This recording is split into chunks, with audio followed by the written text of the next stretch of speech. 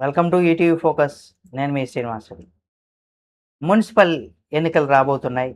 అయితే ఈ పోల్స్‌కి సంబంధించి అంటే ప్రచారానికి సంబంధించి సోషల్ మీడియాలో వేదికగా కూడా మారుమోగిపోతుంది.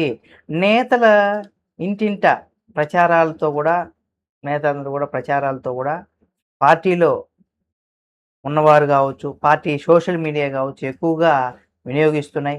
తమను గెలిపిస్తే ఏం చేస్తామని చెబుతూనే ప్రత్యర్థి పార్టీలపైన ఆరోపణలు, విమర్శలు కూడా గుప్పిస్తూ ఉన్నారు.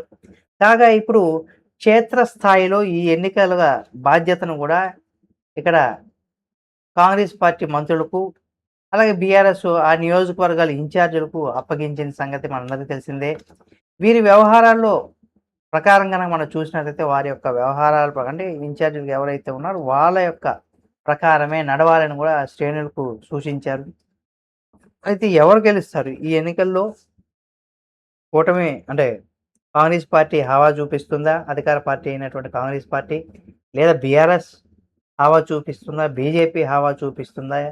ఎవరు హవా ఈసారి ఎన్నికల్లో, ఈ మున్సిపల్ ఎన్నికల్లో కూడా చూపిస్తారనే దానికి సంబంధించి కూడా మీరు మీ యొక్క అభిప్రాయాన్ని కామెంట్ రూపంలో తెలియచేయండి. మరిన్ని వీడియోల కోసం మన ఈటీవీ ఫోకస్ ఛానల్ సబ్స్క్రైబ్ చేసుకొని పక్కనే ఉన్న బెల్ బటన్ ఒకటి మాత్రం మర్చిపోకండి.